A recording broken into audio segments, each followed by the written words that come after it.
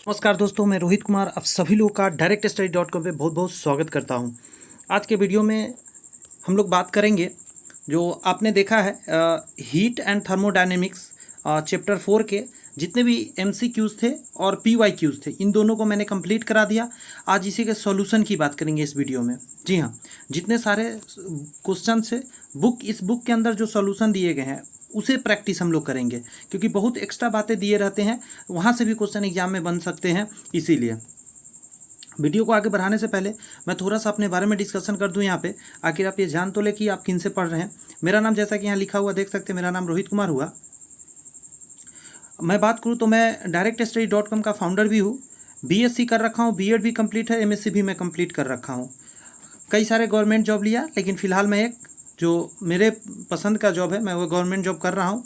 साथ में यदि मैं बात करूँ तो 2009 से मैं टीचिंग करा रहा हूँ। यानी एक सोच सकते हैं 15 सालों का एक्सपीरियंस है टीचिंग का। बहुत मतलब लंबे समय से मैं पढ़ा रहा हूँ। बीच में जॉब भी मैं करा, साथ में पढ़ाता रहा। आज भी जॉब कर रहा हूँ, फिर भी पढ़ा रहा हूँ, क्योंकि टीचिंग से बहुत मुझे प्यार है। शुरू से ही टीचिंग करा रहा हूँ 2009 से ही। यदि मैं बात करूँ, मेरा से बहुत सारे बच्चे टॉपर रह चुके हैं, और साथ में यदि बात करूँ आज के डेट में तो बहुत ऐसे बच्चे हैं जो गवर्नमेंट जॉब ले रखे हैं और आज के डेट में पैसा कमा रहे हैं अलग अलग डिपार्टमेंट में। तो इतनी सारी मैंने उपलब्धियां प्राप्त करी है, तो मैं इतना ज़रूर कहूँगा कि आप मेरे से पढ़ के एक अच्छा गवर्नमेंट जॉब ले सकते हैं। इसकी तो मैं आपको गारंटी दे सकता हूँ। अगर आप PDF चाहते हैं, जो चीज़ मैं अभी पढ़ा रहा हूँ इस चीज़ का या किसी भी चीज़ का, तो ऐसा लोगो लगा होगा directstudy.com का। directstudy.com सर्च भी कर सकते हैं टेलीग्राम ज्वाइन करने के लिए, टेलीग्राम पे, या डिस्क्रिप्शन में लिंक, वहाँ से आप ज्वाइन कर लीजिए। जैसा कि बताया, 4th लेसन का आज हम लोग ये सारे क्वेश्चन तो हम लोग ऑलरेडी कर चुके हैं। आज इसके हम क्या करेंगे, सॉल्यूशन देखेंगे इस किताब के अंतर्गत जो दिया गया है। पहला यहीं से शुरुआत कर देते हैं। पहला नंबर क्वेश्चन को भी समझा देता हूँ थोड़ा सा। जैसे देख सकते हैं एक फार्मूला होता है, परम शून्य ताप जो होता है, आपसे पूछा जाएगा कितने डिग्री केल्विन पे होता है, सॉरी मतलब कितने केल्विन पे होता है, तो 0 कहेंगे। 0 केल्विन को परम शून्य ताप कहा जाता है।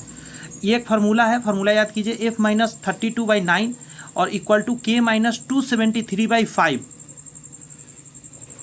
ये फार्मूला है आपका फ़ारेनहाइट से केल्विन में बदलने का, या केल्विन से फ़ारेनहाइट में बदलने का ये फार्मूला है, याद रखेंगे। एक और बात कि परम शून्य ताप की अवधारणा सर्वप्रथम लॉर्ड केल्विन ने ही दिया था, इसलिए 0 डिग्री को ही परम शून्य माना जाता है, परम ताप। और परम शून्य ताप जो है 0 डिग्री केल्विन में कह सकते हैं, डिग्री सेल्सियस में कहेंगे 273.15 डिग्री सेल्सियस माइनस में, लेकिन और फ़ारेनहाइट में कहेंगे 459.67 डिग्री फ़ारेनहाइट कहेंगे। ठीक है, आइए आगे बढ़ते हैं।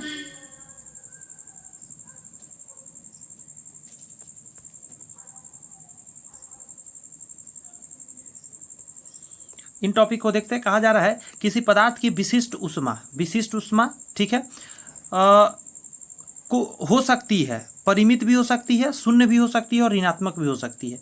स्टार मार्क कर लीजिएगा ये पॉइंट में, ये फर्स्ट लाइन ही और नीचे नहीं।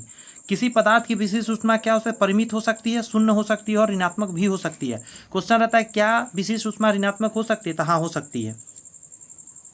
एक और विशिष्ट उष्मा के बारे में यहाँ पे दूसरा पॉइंट समझिएगा, किसी वस्तु के 1 ग्राम का तापमान 1 डिग्री सेल्सियस बढ़ाने के लिए आवश्यक उष्मा की मात्रा को विशिष्ट उष्मा कहा जाता है। 1 ग्राम को अगर आप बढ़ाना चाहते हैं तो उसे क्या कहेंगे, विशिष्ट उष्मा के नाम से जानते हैं। यह फार्मूला है इसका। आइए नेक्स्ट बात को देखते हैं।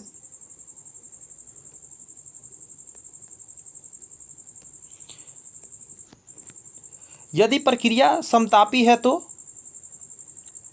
मतलब जो टेम्परेचर होता है, चेंज इन टेम्परेचर 0 है और C इक्वल टू अनंत या इनफाइनाइट कह सकते हैं। यदि निकाय के द्वारा उष्मा अवशोषित होती है तो विशिष्ट उष्मा धनात्मक होती है। कोई भी चीज़ उष्मा को अगर वो क्या बोल रहा है, मतलब समान ताप है, मान ले 2 वस्तु है आपके सामने, मैं 2 चीज़ दिया, पहला पॉइंट समझिए, दोनों का उष्मा समान है, बात समझ में आ रहा है, तो उसमें कुछ भी नहीं हो रही है, चेंजिंग कुछ भी नहीं हो रही, 0। लेकिन जैसे ही एक निकाय दूसरे को अवशोषित करती है, अवशोषित का होगा तो प्लस जाता है, धनात्मक। यदि निकाय उष्मा अवशोषित की जाती है तो विशिष्ट उष्मा ऋणात्मक होती है। कोई भी निकाय, गौर से सुनिए, यदि निकाय के द्वारा उष्मा अवशोषित होती है तो विशिष्ट उष्मा धनात्मक हो जाएगी। यदि निकाय उष्मा अवशोषित की जाती है तो विशिष्ट उष्मा ऋणात्मक हो जाती है। दोनों में अंतर है, समझिएगा। यहाँ ऊष्मा को क्या कर रहा है, अवशोषित कर रहा है, मतलब हम ले रहे हैं ऊष्मा।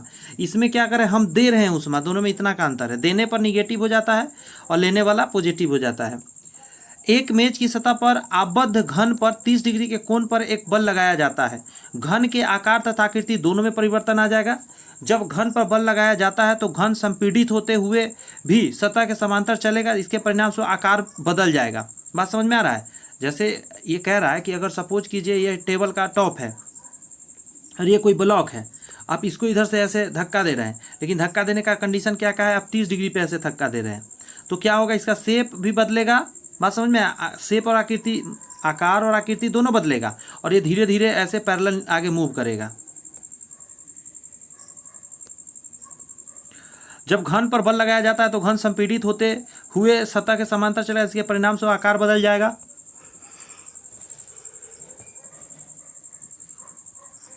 इसमें बल की दिशा सममित नहीं है, इसके कारण संपीड़ित सममित नहीं होगा, जिसके परिणाम स्वरूप इसकी आकृति बदल जाएगी। जब किसी वस्तु पर बल लगाया जाता है तो बल लगाकर, दबाव डालकर, खींचकर या मोड़कर वस्तु की आकृति के साथ आकार को भी बदला जा सकता है।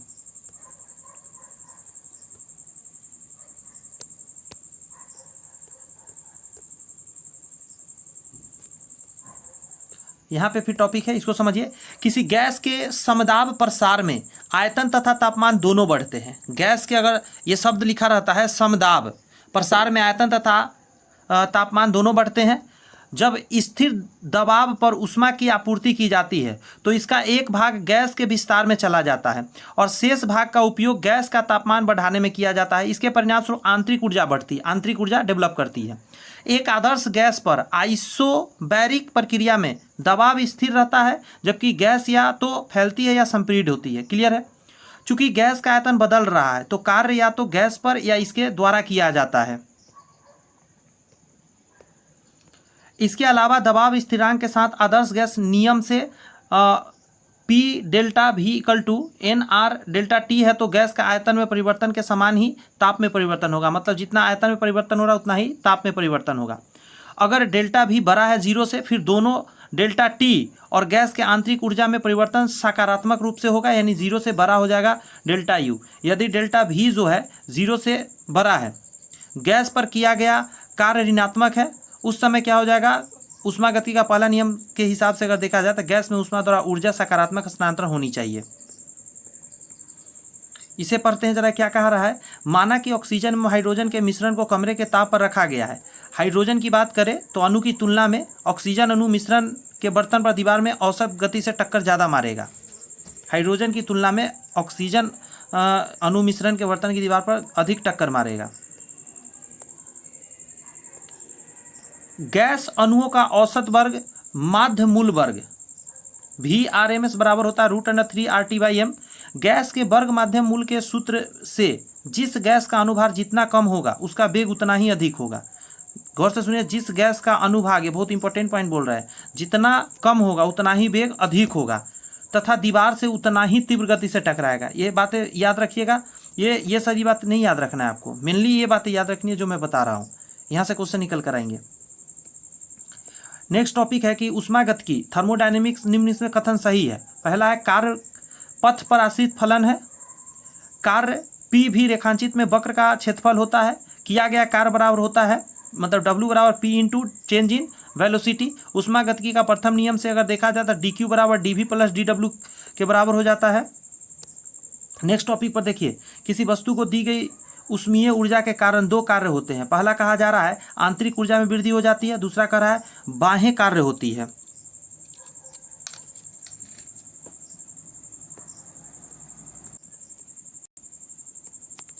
सही से समझिएगा। जब एक दृढ़ बर्तन में रखी गई गैस का तापमान बढ़ाया जाता है तब गैस द्वारा बर्तन की दीवार पर लगाया गया दाब बढ़ जाता है, क्योंकि अणुओं की औसत गति जो है ज़्यादा हो जाती है, जिससे वह प्रायः बर्तन की दीवार में टकराने लगते हैं। गैस के गतिज, गौर से सुनिए, गैस के गतिज सिद्धांत के अनुसार एक गैस बड़ी संख्या में अणुओं से बनी होती है, जो अणुओं के बीच दूरी के सापेक्ष बहुत छोटी होती है।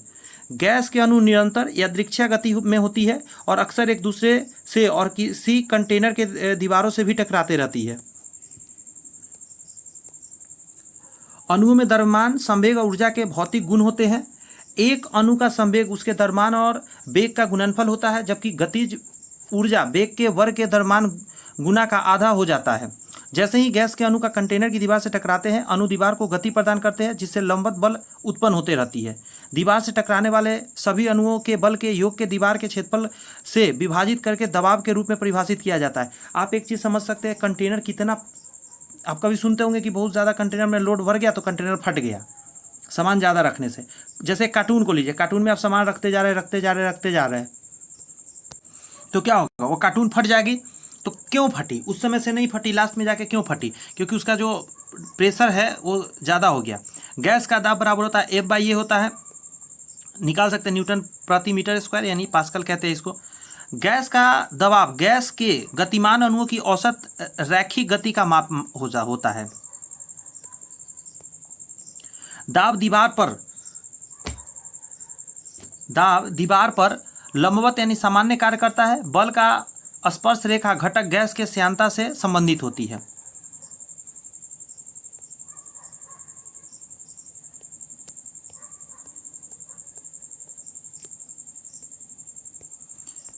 पेंसिल लेड बनाने के लिए ग्रेफाइट पदार्थ का प्रयोग किया जाता है। बहुत लोग कहेंगे ये सब हम जानते थे। ग्रेफाइट कार्बन का एक रवादार अपरूप है। ग्रेफाइट में प्रत्येक कार्बन परमाणु 3 अन्य कार्बन परमाणु के साथ एकल सहसंयोजक बंधन द्वारा जुड़े होते हैं, जबकि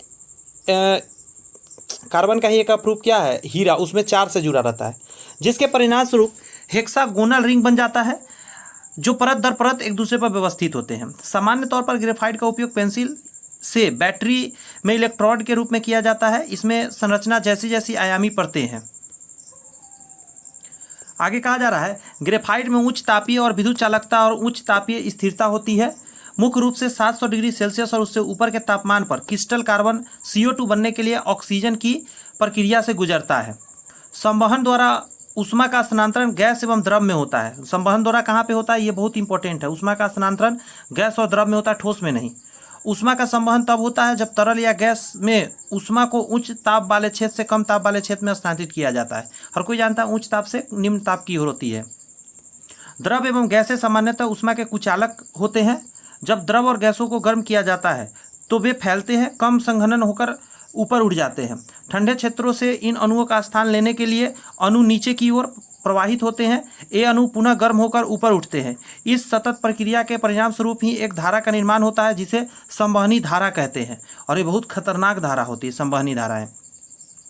वह प्रक्रिया जिसके द्वारा द्रवों और गैसों से वास्तविक गति द्वारा ऊष्मा संचरित होते हैं, वह संवहन कहलाती है। वह प्रक्रिया जिसके द्वारा द्रवों और गैसों में वास्तविक गति ऊष्मा द्वारा संचरित होती है, उसे संवहन कहलाती है। गुरुत्वाकर्षण के अभाव में संवहन संभव नहीं होती है। संवहन संभव नहीं होते, इसलिए गुरुत्वाकर्षण मुक्त स्थान में अर्थात निर्वात में इस माध्यम द्वारा कोई ऊष्मा का हस्तांतरण नहीं होगा। विकिरण द्वारा ऊष्मा के हस्तांतरण के लिए किसी माध्यम की आवश्यकता नहीं होती है। विकिरण द्वारा माध्यम की आवश्यकता नहीं होती है। सौर ऊर्जा से आती है विकिरण द्वारा ऊर्जाएं।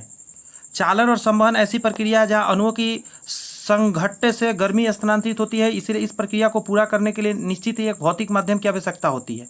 लेकिन विकिरण में ऐसा नहीं है। विकिरण में गर्मी विद्युत चुंबकीय तरंगों के रूप में यात्रा करती है, जिसे यात्रा करने के लिए किसी माध्यम की आवश्यकता पड़ती ही नहीं है। इसका हस्तांतरण तंत्र माध्यम से पूर्णतः स्वतंत्र है।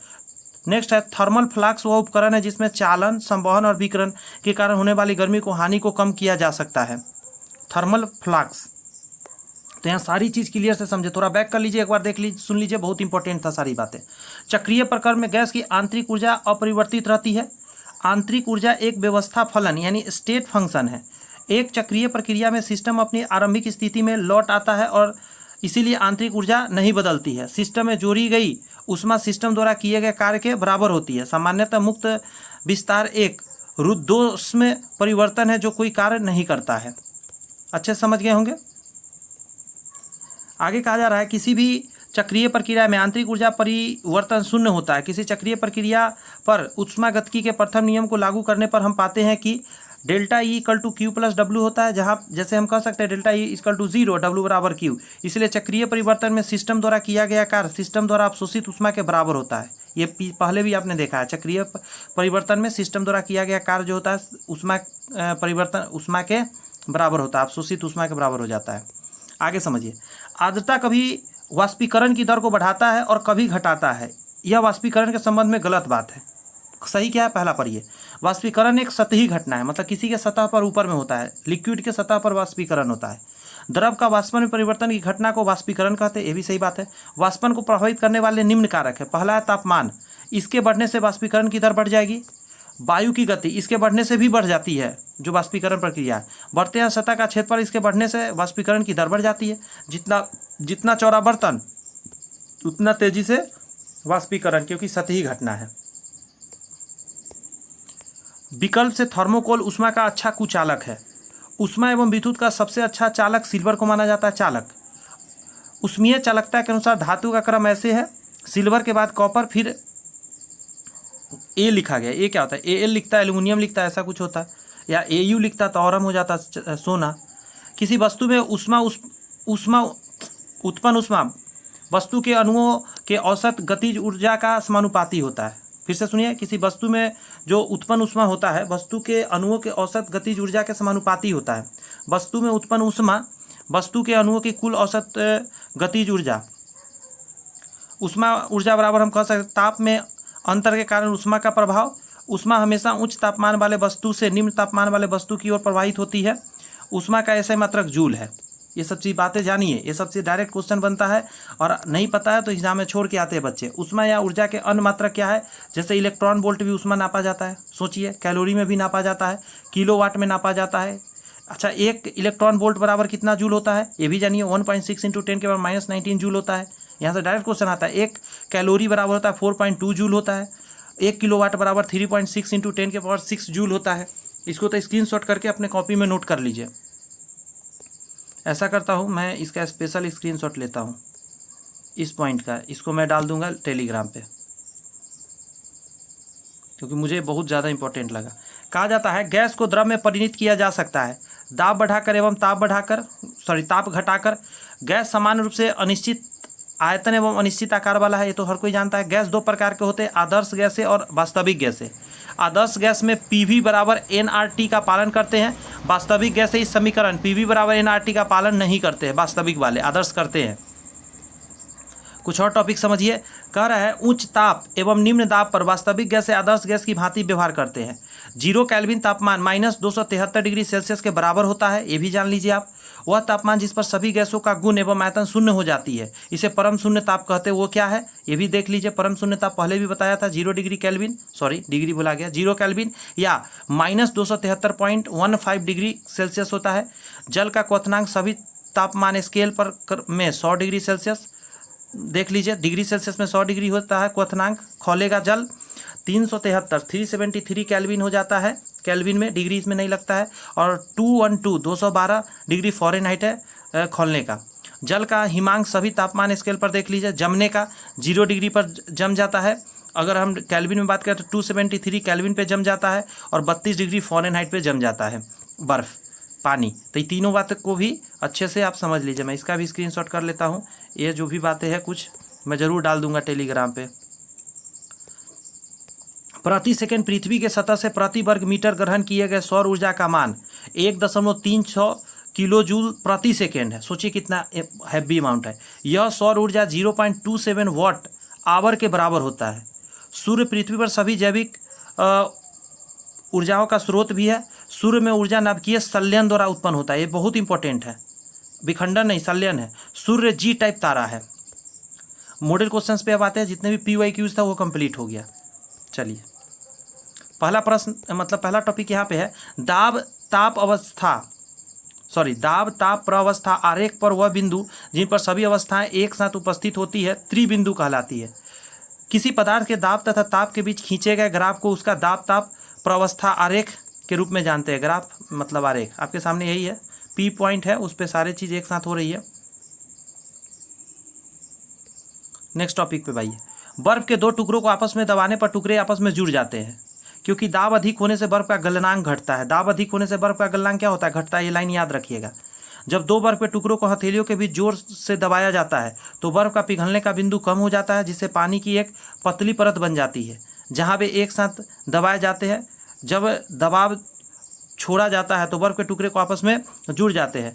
जब जल का ताप 0 डिग्री सेल्सियस से 4 डिग्री सेल्सियस तक बढ़ाते हैं तब उसका आयतन बढ़ने के स्थान पर घट जाता है, परंतु 4 डिग्री के बाद फिर आयतन न्यूनतम हो जाता है तथा जल का घनत्व अधिकतम 1 ग्राम प्रति सीसी हो जाता है। आपको एक क्वेश्चन देता हूँ, कमेंट्स में बताइए सीसी का फुल फॉर्म या क्या होगा।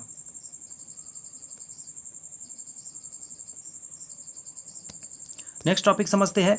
1 लीटर एल्कोहल का वजन सर्दियों तथा गर्मियों दोनों में समान होता है। किसी वस्तु के वजन पर ताप का कोई प्रभाव नहीं पड़ता है। किसी वस्तु का भार W बराबर द्रव्यमान गुना गुरुत्वीय त्वरण है। गुरुत्वीय त्वरण का मान स्थान के बदलने पर बदलता है। किसी खास बिंदु पर गुरुत्वीय त्वरण हमेशा समान रहता है। द्रव्यमान अपरिवर्तित रहता है, यह सभी जगह समान रहता है। द्रव्यमान में कोई चेंजिंग नहीं आता है, बदलता छोटे लोग है, यानी भार को बदलना पड़ता है, द्रव्यमान नहीं बदलता है। ये सब बात समझिएगा। भार बदलता है लेकिन द्रव्यमान ये नहीं बदलता है, क्योंकि भार किस पे डिपेंड है? भार तो भाई साहब गुरुत्वीय त्वरण पे डिपेंड है, इसीलिए भार को बदलना पड़ता है। आपसे क्वेश्चन पूछता हूँ, यहाँ पे कोई चीज़ 10 kg का है, उसका यहाँ पे मान लेते हैं भार जितना भी है वो लेकर जाएंगे हम अगर चंद्रमा पे, तो भार में क्या चेंजिंग है? तो आप कहिएगा कि सर 1/6 से गुना कर दीजिए उसी में 10 में, लेकिन कहेंगे द्रव्यमान तो जितना यहाँ उतना ही वहाँ रहेगा। धातु की ऊष्मा चालकता बहुत अधिक होती है, ये भी बहुत इंपॉर्टेंट है, क्योंकि धातुओं में बड़ी संख्या मुक्त इलेक्ट्रॉन होती है। तापांतर के कारण किसी निकाय के एक भाग से दूसरे भाग में अथवा एक निकाय से दूसरे निकाय में ऊष्मा के प्रवाह की प्रक्रिया को ऊष्मा स्थानांतरण कहा जाता है। अस्थायी अवस्था में किन्हीं दो समतापी पृष्ठ के मध्य की दूरी को सापेक्ष ताप परिवर्तन दर प्रवणता कहते हैं। प्रवणता बराबर हम कह सकते हैं माइनस डेल्टा थीटा बटा डेल्टा एक्स होता है। एक और फार्मूला यहाँ दिया गया, ऊष्मा चालकता गुणांक का क्यू का मान दे दिया है। ऊष्मा संचारण की अस्थायी अवस्था में पदार्थ का वह पृष्ठ जिसके बिंदु पर ताप एक समान हो जाती है समतापी पृष्ठ कहलाती है। ये सारी बात आप अच्छे से समझ रहे होंगे। नेक्स्ट पॉइंट की बात करते हैं। सुचालक छड़ के एक सिरे से दूसरे सिरे तक प्रवाहित ऊष्मा छड़ की लंबाई के अनुक्रमानुपाती नहीं है। सुचालक छड़ के एक सिरे से दूसरे सिरे तक प्रवाहित ऊष्मा छड़ की लंबाई के व्युत्क्रमानुपाती होता है। ये सही पॉइंट है। अस्थायी अवस्था में T समय पर संचारित होने वाली ऊष्मा की मात्रा Q अगर है तो आइए इसको समझते हैं क्या क्या कह रहा है पॉइंट। पहला कह रहा है कि प्रत्येक अनुप्रस्थ परिच्छेद के क्षेत्रफल के अनुक्रमानुपाती होता है, अर्थात Q अनुक्रमानुपाती A एरिया परिच्छेदों के तापांतर यानी Q1 माइनस Q2 के अनुक्रमानुपाती होता है, अर्थात हम क्या कहते हैं Q जो होता है Q माइनस Q1 के समानुपाती है। समय के अनुक्रमानुपाती यानी Q समानुपात T परिच्छेदों के मध्य की दूरी L के व्युत्क्रमानुपाती होता था। Q बराबर अल्फा 1/L लिखा गया है, उसी से फार्मूला निकल कर आया, सभी को एक जगह कलेक्ट कर दिया गया है। नेक्स्ट टॉपिक बहुत अच्छा है, इसको समझिए। कांच के एक टुकड़े को उच्च ताप पर गर्म करके ठंडा होने के लिए रखा जाता है। यदि वो चटक जाता है तो इसका मुख्यतः संभव कारण ऊष्मा चालकता कम होना होगा। ठीक है, ऊष्मा चालकता उसका कम है इसीलिए वो चटक गया। जब कांच के टुकड़े को गर्म करते हैं तो अल्प ऊष्मीय चालकता कारण या तेजी से ऊष्मा का चालन नहीं करता है, अर्थात इसी परत के समान प्रसारण कारण कांच चटक जाता है। ये टॉपिक समझे क्या? फिर से समझिए। कांच के एक टुकड़े को उच्च ताप पर गर्म करके ठंडा होने के लिए रखा जाता है। यदि वो चटक जाता है, इसका मुख्यतः संभव कारण ऊष्मा चालकता कम होना है। अब उसको रीजन दिया, जब कांच के टुकड़े को गर्म करते हैं तो अल्प क्या है, अल्प ऊष्मीय चालकता के कारण तेजी से ऊष्मा का चालन नहीं करता है, अतः इसकी परतों के असमान प्रसार के कारण यह कांच चटक जाता है लेयर बाय लेयर।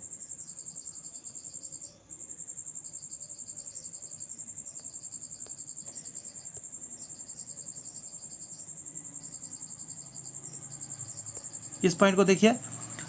बीन के विस्थापन नियम के द्वारा आकाशीय पिंडों जैसे सूर्य, तारों तथा चंद्रमा के तापों का निर्धारण किया जाता है। ये पूछा जाता है बीन के विस्थापन नियम के द्वारा। नेक्स्ट है, जब किसी तरल यानी द्रव को तली से गर्म किया जाता है तब वह संवहन धाराएं उत्पन्न करती है। संवहन धाराएं उत्पन्न करती है हो जाती है क्योंकि गर्म तरल उसके ऊपर स्थित ठंडे तरल को कम संघनन हो जाती है, मतलब नीचे से ऊपर आने लगती है, ऊपर के नीचे जाने लगती है। दैनिक जीवन में संवहन के अनुप्रयोग को भी देख लीजिए यहाँ पे जरा।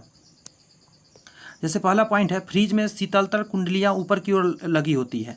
आप देखते होंगे जो ठंडा करने वाला है उसको ऊपर में लगा होता है। फ्रिज में शीतलन कुंडलियाँ ऊपर की ओर लगी होती है। कमरे में एयर कंडीशनर ऊपर लगाया जाता है, छत के ऊपर, नीचे नहीं लगाया जाता है। बड़े बड़े कमरों में गर्म वायु या धुआं निकलने के चिमनियाँ का प्रयोग किया जाता है, मतलब बाहर निकल जाएगा उस चिमनी की मदद से, या ऊपर में लगाया जाता है। आप देखते होंगे मकान में रोशनदार लगाए जाते हैं, और जो भी चीज़ है ऊपर में लगाया जाता है, एग्जॉस्ट भरा गया कि गर्म हवा बाहर निकाल सके। समझ रहे होंगे। बर्फ़ की तुलना में हिम अधिक उष्मारोधी होता है, क्योंकि हिम में छिद्र में वायु भरी रहती है। हिम मतलब जो एकदम रुई की तरह गिरता है ना बर्फ़, उसको बात कर रहा है। अंतराण्विक हाइड्रोजन बंध के कारण बर्फ षटकोणीय त्रिविमीय क्रिस्टल जाली बनाती है, जिसमें लगभग आधा स्थान खाली होता है। जब बर्फ पिघलती है तो इस हाइड्रोजन बॉन्ड टूट जाता है और कुछ खाली जगह जल के अणुओं द्वारा घेर ली जाती है। इसीलिए तरल जल का घनत्व बर्फ की तुलना में अधिक रहती है। ये रीजन हम जानते हैं। बर्फ पानी की तुलना में अधिक हाइड्रोजन बंध बनाते हैं, क्योंकि इसमें ऑक्सीजन परमाणु सटीक रूप से टेट्राहेड्रल रूप में स्थित होते हैं और प्रत्येक ऑक्सीजन 4 पड़ोसी ऑक्सीजन परमाणु द्वारा हाइड्रोजन अवंध बना लेते हैं। इसलिए तरल का घनत्व ज़्यादा हो जाता है। सूर्य का ताप फिर से यहाँ पर दिया गया है, बीन के विस्थापन द्वारा ज्ञात किया जा सकता है। बीन का विस्थापन नियम के अनुसार क्या कहता है, जो क्रिंस्का के अधिकतम उत्सर्जन से संबंधित तरंगदैर्घ्य का मान क्रिंस्का के ताप में वृद्धि के साथ घटता है, अर्थात क्रिंस्का से उत्सर्जन अधिकतम ऊर्जा विकिरण निम्न तरंगदैर्घ्य की ओर विस्थापित हो जाती है। Lambda M proportional to 1/t या lambda m into T equal to B नियतांक मान सकते हैं हम। आंतरिक ऊर्जा की अवधारणा को सर्वप्रथम ऊष्मागतिकी के प्रथम नियम द्वारा प्रस्तुत किया गया। आंतरिक ऊष्मा की अवधारणा। ऊष्मागतिकी का प्रथम नियम किसी वस्तु को दी गई ऊष्मा उस वस्तु के आंतरिक ऊर्जा में वृद्धि में उसके द्वारा बाह्य कार्य में उपयोग होती है। ऊष्मागतिकी का प्रथम नियम ऊर्जा संरक्षण के सिद्धांत पर भी आधारित है। ये भी याद रखना है आपको, बहुत जरूरी है, एकदम डायरेक्ट हिट करेगा क्वेश्चन एग्जाम में। ऊष्मागतिकी का द्वितीय नियम ऊष्मा के प्रवाह की दिशा बताती है। दूसरा में क्या है, दिशा बताती है ऊष्मा का। पहला में संरक्षण है। अगला कहता है ऊष्मागतिकी का द्वितीय नियम के संबंध में 2 वैज्ञानिक का कथन है। पहला है आपका क्लासियस का कथन है, स्वयं कार्यरत मशीन के लिए यह संभव है कि वह ऊष्मा को ठंडे निकाय से गर्म निकाय की ओर बिना बाह्य कारकों के मदद से स्थानांतरित कर देगा। केल्विन प्लांक का कथन क्या है, ऐसे किसी भी इंजन का निर्माण असंभव है जो चक्रीय प्रक्रम के कार्य करते हुए स्रोत से ऊष्मा को लेकर उसे पूर्णतः कार्य में परिवर्तित कर देगा। दोनों में मतभेद है आपस में ही, इसका बात वो नहीं समझ रहा, इसका वो नहीं कर रहा, कोई नहीं। चक्रीय प्रक्रम में निकाय दी गई ऊष्मा के द्वारा कार्य के बराबर होती है। यदि कोई ऊष्मागतिकी निकाय विभिन्न परिवर्तन गुजरता हुआ अपनी प्रारंभिक अवस्था में लौट आता है तो प्रक्रम चक्रीय प्रक्रम कहलाता है। चक्रीय प्रक्रम में निकाय की आंतरिक ऊर्जा में परिवर्तन शून्य होता है। चक्रीय प्रक्रम में किसी निकाय को दी गई ऊष्मा निकाय द्वारा नेट कार्य के बराबर हो जाती है। इसे भी एक बार पढ़ लेते हैं। कहा जा रहा है यदि Q, U और W क्रमशः ग्रहण ऊर्जा, आंतरिक ऊर्जा में परिवर्तन तथा बंद चक्रीय प्रक्रम में किए गए कार्य का प्रदर्शन करता है तब हम U बराबर 0 कहेंगे। यदि कोई ऊष्मागतिकी निकाय विभिन्न परिवर्तनों से गुजरता हुआ अपनी प्रारंभिक अवस्था में लौट आता है तो यह चक्रीय प्रक्रम कहलाता है। चक्रीय प्रक्रम में निकाय की आंतरिक ऊर्जा में परिवर्तन शून्य होता है। कहा जा रहा है चक्रीय प्रक्रम में निकाय की दी गई ऊष्मा कार्य के बराबर होती है। ये भी याद रखना है। यदि कोई निकाय दाब अथवा आयतन की विभिन्न अवस्थाओं से गुजरकर पुनः अपनी आरंभिक अवस्था में आ जाए तब दाब आयतन वक्र एक बंद वक्र हो जाएगा। इस दशा में निकाय द्वारा किया गया नेट कार्य अथवा निकाय पर किया गया कार्य नेट कार्य वक्र से घिरे क्षेत्रफल के बराबर होगा। मैं कोई भी टॉपिक छोड़ने का कोशिश नहीं करता हूँ, आपको मैं आपके सामने रखना चाहता हूँ। भारी हल्का सारे चीज़, ज़्यादा ज़्यादा भारी है वो भी रख देता हूँ, हल्का भी रख देता हूँ। हल्का तो आपको याद हो ही जाएंगे, भारी में से भी कुछ ऐसा पॉइंट होगा जरूर आपके माइंड में आ जाएगा, वो एग्जाम में हिट करेगा, आपको थोड़ा मार्क्स बढ़ा देगा। मैं हल्का हल्का सिर्फ नहीं आपको पढ़ा सकता, ये मेरे से ना होगा। ऊष्मागतिकी के प्रथम नियम में ऊर्जा भौतिक राशि संरक्षित रहती है। यदि बाह्य वातावरण के विरुद्ध कार्य करने में सक्षम किसी निकाय को ऊष्मा दी जाए तो निकाय के द्वारा अवशोषित ऊष्मा Q निकाय की आंतरिक ऊर्जा में वृद्धि यानी डेल्टा U तथा निकाय के द्वारा किए गए बाह्य कार्य के योग के तुल्य होता है, यानी डेल्टा Q बराबर डेल्टा U प्लस W होता है। नेक्स्ट है कि यही ऊष्मागतिकी का प्रथम नियम है। यदि निकाय को 2 अवस्थाओं A और B में आंतरिक ऊर्जाएं UA एवं UB हो तो delta U equal to UB minus UA होती है। समझिए नेक्स्ट टॉपिक क्या कह रहा है। एक पूर्णतया कृष्ण यानी ब्लैक पिंड है जहां शोषित शक्ति 1 है।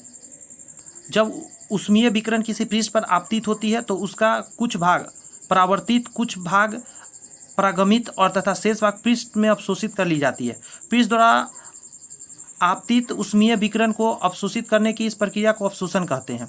किसी पृष्ठ द्वारा अवशोषित विकिरण ऊर्जा की मात्रा, ठीक है, तथा इस पृष्ठ पर आपतित कुल विकिरण ऊर्जा की मात्रा के अनुपात को उस पृष्ठ के अवशोषण क्षमता कहा जाता है। आदर्श कृष्णिका वह वस्तु है जो अपने पृष्ठ पर गिरने वाले संपूर्ण को रूप से अवशोषित कर लेती है, चाहे उसकी तरंगधर कुछ भी हो, मतलब उसके ऊपर गिरा उस विकिरण को पूरे अवशोषित कर लेती है, उसे पूर्ण अवशोषित वस्तु कहते हैं। एक बीकर में 4 डिग्री सेल्सियस पर पानी ऊपर तक भरा जाता है। पानी का अतिवाह दोनों स्थितियां गर्म या ठंडा किया जाएगा में शुरू होगा। 4 डिग्री सेल्सियस पर पानी का घनत्व अधिकतम होता है, अतः जब जल को ठंडा किया जाएगा तो गर्म किया जाएगा तो दोनों ही स्थिति में पानी का अतिवाह शुरू हो जाएगा।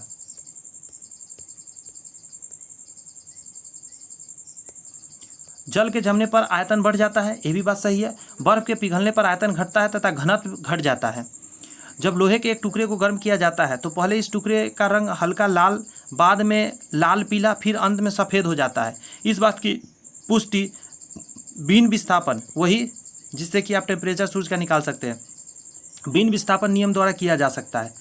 स्टीफन के नियम के अनुसार अगर बात करें, किसी आदर्श कनिष्का के एकांक क्षेत्र के प्रति सेकंड उत्सर्जित होने वाले विकिरण ऊर्जा की मात्रा उसके परम ताप के चतुर्घात के अनुक्रमानुपाती होता है, यानी ई प्रोपोर्शनल टू T4 होता है। इसको हम कभी कभी जब प्रोपोर्शनल हटाते हैं तो हम लोग यहाँ पे रो का साइन दे देते हैं, और स्टीफन नियतांक में होता है 5.67 × 10⁻⁻8 W प्रति मीटर स्क्वायर K⁴ हो जाता है।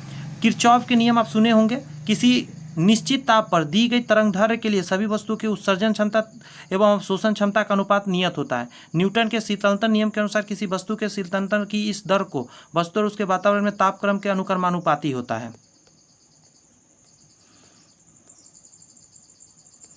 यहाँ पे क्या टॉपिक है, इसको पढ़ते हैं। बॉयल के नियम के अनुसार नियत ताप पर किसी गैस की एक निश्चित मात्रा के द्रव्यमान का आयतन भी उसके दाब P के अनुक्रमानुपाती होता है, वही लिखा हुआ है V अनुक्रमानुपाती P।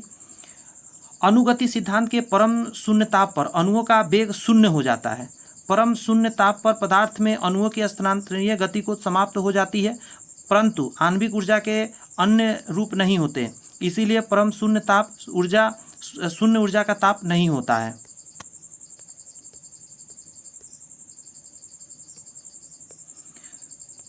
एक ही ताप पर दो विभिन्न गैसों के अणुओं के मध्य मूल चालों का अनुपात उसके अनुभार के वर्गमूल के अनुक्रमानुपाती होता है। किसी गैस का दाब उसके एकांक आयतन के मध्य गतिज ऊर्जा का 2/3 होता है, वो यहाँ पे दिखा रहा है आपको। गैस के अणुओं के मध्य युक्त पथ से संबंधित गलत कथन है कि अणुओं की संख्या में अनुक्रमानुपाती होता है, ये गलत है, नियम समझिए। गति के समय दो क्रमागत टक्करों के मध्य गैस के अणु के सरल रेखीय पथ को मुक्त पथ कहते हैं। संघटकों के मध्य अणुओं द्वारा तय की गई दूरियां एक समान नहीं होती, अतः इस सभी दूरियों का औसत निकालते हैं, जिसे माध्य मुक्त पथ कहते हैं।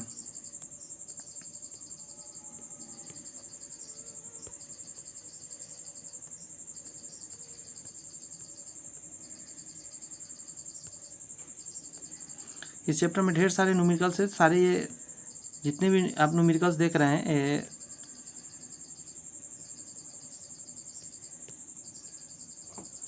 हाँ, यहाँ पे टॉपिक है, इसको देख लीजिए। कहा जा रहा है एक उष्मा वस्तु उष्मा विकिरण के रूप में अपनी उष्मा अपने परिवेश में छोड़ देती है। उष्मा हानि की दर वस्तु और परिवेश के तापमान के अंतर पर निर्भर करती है।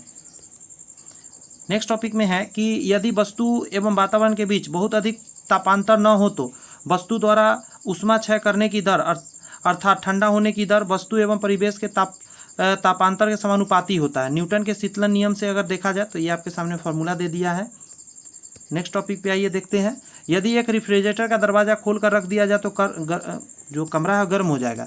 रेफ्रिजरेटर के कंडेंसर में गर्म गैस आंशिक रूप से ठंडी हो जाती है, साथ ही वह गैस द्रव में बदल जाती है। ऊष्मागतिकी का प्रथम नियम ऊर्जा संरक्षण आधारित है। ऊष्मागतिकी द्वारा द्वितीय नियम ऊष्मीय इंजन की दक्षता की बताती है। किसी भोजन बनाने वाले पात्र के लिए सबसे अधिक वांछनीय गुण क्या है कि वो गौर से सुनिए, निम्न विशिष्ट ऊष्माधारिता और उच्च चालकता होनी चाहिए। ऊष्मा का सबसे अच्छा चालक पारा को माना जाता है। किसी वस्तु के संपूर्ण द्रव्यमान m का ताप 1 डिग्री सेल्सियस या 1 केल्विन बढ़ाने के लिए आवश्यक ऊष्मा की मात्रा को ऊष्माधारिता कहते हैं। किसी वस्तु की दी गई या ली गई ऊष्मा वस्तु के द्रव्यमान तापक्रम में परिवर्तन डेल्टा थीटा और वस्तु के प्रकृति पर निर्भर करते हैं। प्रेशर कुकर दाब के अनुप्रयोग द्वारा जल के क्वथनांक को बढ़ा देती है। प्रेशर कुकर के बंद होने पर दाब अधिक हो जाता है, जिससे ताप अधिक बढ़ जाती है। दाब बराबर होता है क्वथनांक के बॉइलिंग पॉइंट के समानुपाती। प्रेशर कुकर वाष्प दाब के सिद्धांत पर आधारित है। प्रेशर कुकर में ताप 120 डिग्री सेल्सियस तथा दाब 2 वायुमंडलीय हो जाती है। वायुमंडल का जो प्रेशर उसका डबल हो जाती है। तापमान को बढ़ाने पर गैस पर दाब बढ़ जाता है, क्योंकि उच्चतर ताप पर गैस अणुओं की गतिज ऊर्जा उच्चतर होती है। गैस का अनुगतिक सिद्धांत स्थूल स्तरीय गुण दाब, ताप, आयतन और सूक्ष्म स्तरीय गुण की बात करें तो चाल, संवेग, गतिज ऊर्जा वगैरह वगैरह। आदर्श गैस द्वारा आरोपित जो दाब का व्यंजक है P = 1/3 रो भी वेक्टर भी और 2 कर सकते हैं।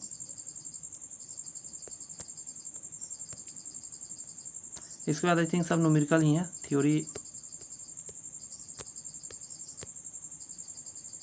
नहीं है। तो कैसा लगा सेशन ज़रूर मुझे बताइएगा।